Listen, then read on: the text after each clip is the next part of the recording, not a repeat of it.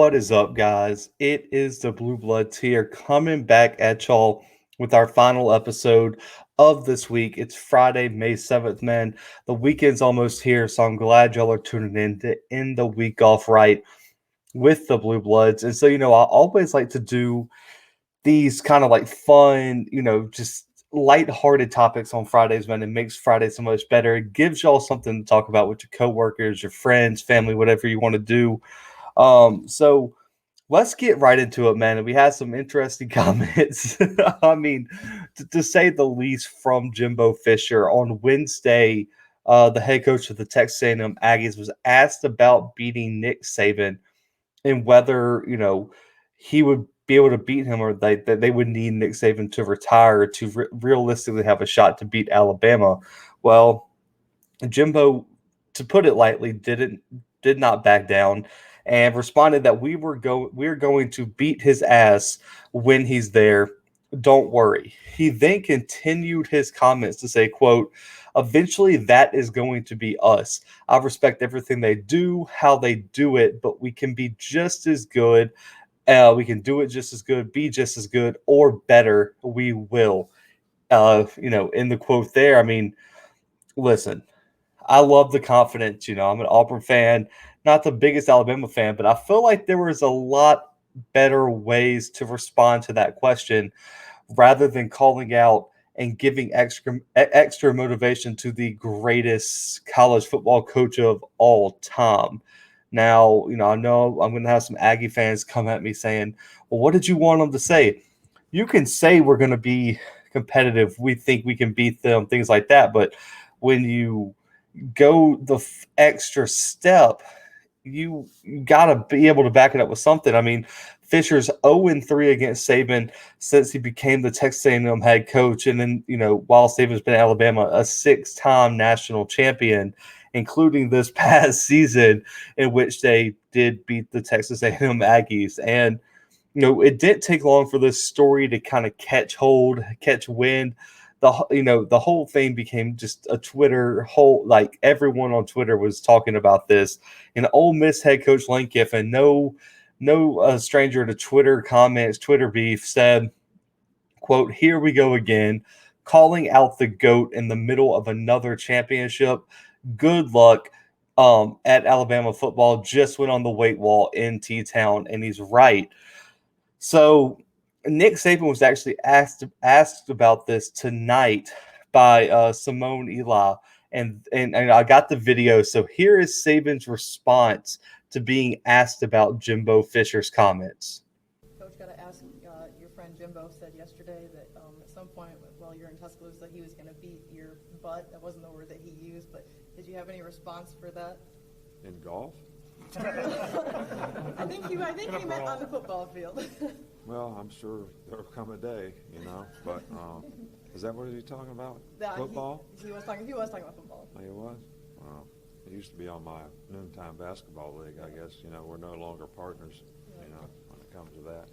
Coach. Now, they have a really good team, really good program, and, they're getting better and better all the time, and there's a lot of challenges in the SEC, and they're certainly one of the up-and-coming programs, and he's always been a great coach, did a great job for us when he was with us, and he's had a great career as a head coach. So, it's going to be a challenge for us, no doubt, when we have to play him. Well, I mean, I I don't know about y'all, but I'm chalking one up to head coach Nick Saban on this one. I mean, the fact that without pause, without any hesitation, he said, in golf, he was like, he checked. I mean, he double triple checked. He said he couldn't be talking about football. He was like, that dude's worked with me. Like that boy knows better than to think he's just gonna run up in here and put one on me. Now, listen, I'm never going to be the one to criticize a coach for being confident in his program, in his players, but I can't be alone here. I mean, correct me if I'm wrong, comment below, whatever. I mean, I can't be alone in thinking that he could have probably taken some of the just impact off these statements. Like, you didn't have to go as far to say you're going to beat his ass when you see him this season. I mean, you're still talking about the defending national champions, guys. I mean, listen, there's a saying, I believe Ray Rice and Shannon Sharp were talking about it when one of the DBs called out Tom Brady and everything like that, and Ray Lewis used a metaphor about when you're going to kill the lion, are a lot of people want to wake the lion up. Let me announce that I'm coming to kill the lion because I want you to be ready. I want to be the one to kill the lion, but I want you to be ready when I do it so I get the credit for getting you so you don't think I just caught you by surprise. Well, unless you're ready, and so Jimbo's got to be ready to back up these comments. But now that you woke up the lion, just know Alabama's not coming in unmotivated. They're not tiptoeing into Kyle Field this year, and you have woken that lion up. Now, it's up to a debate whether you think you should wake the lion up when you're going to, kill him, or, it's probably a safer approach to come to the back door. Now, say what you will. I think going through the back door, you have a higher chance of success. So I guess it depends on what you want your legend to be. But Jimbo's not backing down. But just for me, Tom Brady, Nick Saban may be the two guys in sports that it may be better to have quiet confidence against. Because, and the reason I say this, so let me explain myself before I get roasted by Texas A&M fans and even maybe Auburn fans, because they're like, well, we want Harsin to say that. I don't. Harsin, please just say he's a great coach. We'll see him in November. That's all I want you to say. That's it. So the reason I say trash talk to Tom Brady and Nick Saban serve no purpose, and probably the same with even Michael Jordan back in the day, is they're not going to be rattled by whatever you say. They don't care what you say. And so at that point, what purpose does your trash talk serve? At that point, if the person you were trash talking doesn't care and it doesn't affect their confidence and it doesn't rattle them, all it does is motivate them more. At that point, all the trash talk is trying to serve is convince yourself that you're ready. Convince yourself that you're coming in there to be the guy. Convince yourself you're going to beat Alabama when they come to visit y'all this year. That's the only thing that I'm thinking is he's trying to convince himself and the people at, that press conference or whatever he was speaking at, that he can beat Alabama, because I feel like right now, I would say 85% of the country doesn't think he can beat Alabama until Nick Saban retires. And Saban said in his thing, there's going to come a day where he probably loses, but I don't feel like that day is coming right now.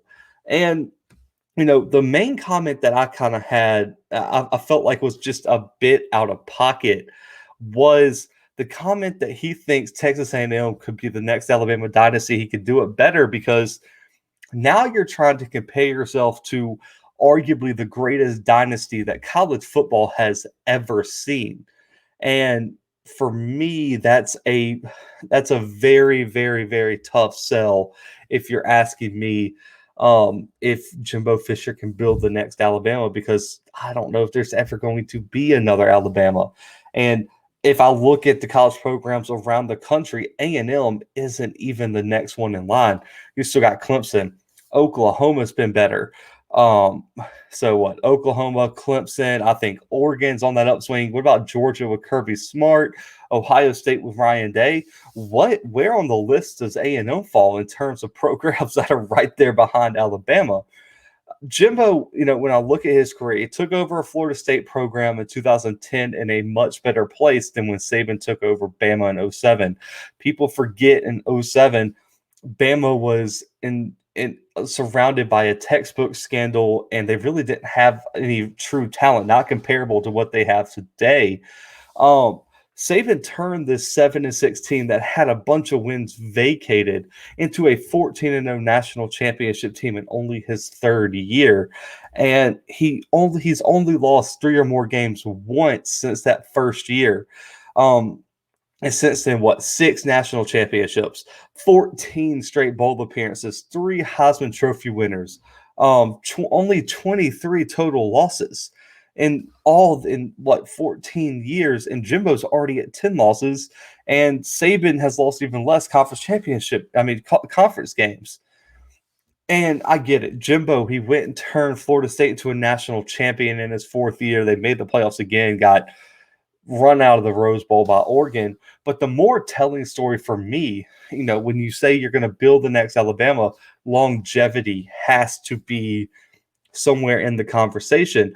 Well, yeah, he won a national championship in his 4th year, but how about all the way in 2017 when Florida State was 5-6 and he bailed on that program and went to Texas A&M? He left a program in pure shambles, and Florida State has still yet to ever be the same since what Jimbo Fisher left them as. So you look at what LSU was after Saban left. They were loaded in talent, and Les Miles really benefited from it. What did Willie Taggart and Mike Norval and all these guys really have to build off of?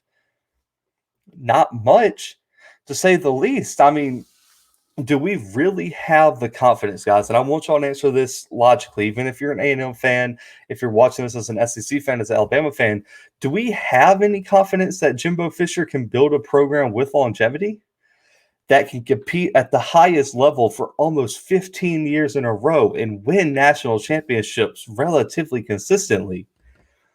Now, I'll get it. Aggie fans are going to tell me that they love Jimbo Fisher's comments. But you know what you know what they won't love, guys?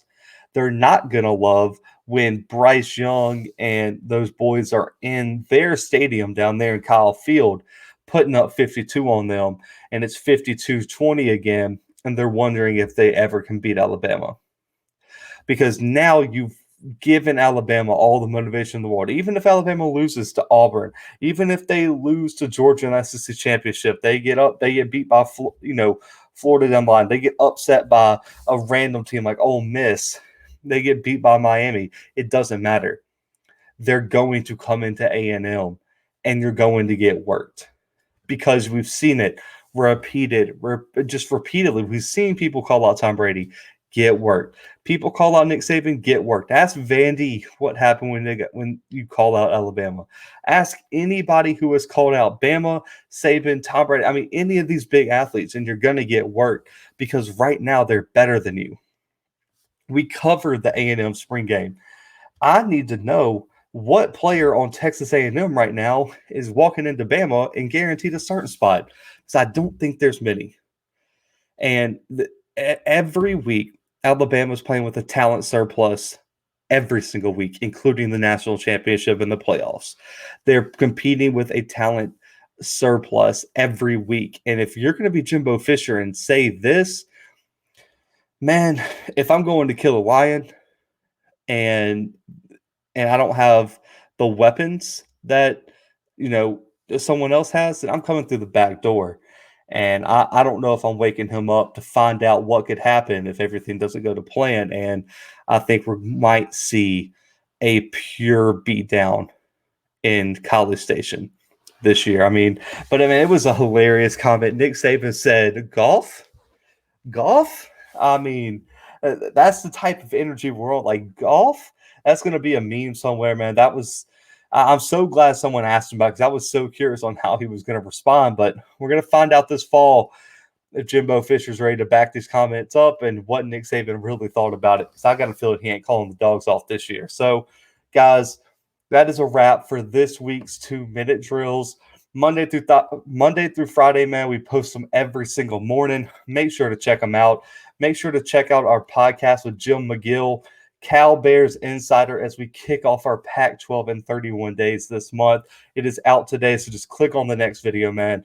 Check out that interview, or if you like to listen to our interviews on audio version, which we had some technical difficulties with Jim today, so we don't have any video with that interview. So if you just want to go listen to the audio version, you can find it on any and all podcast streaming platforms.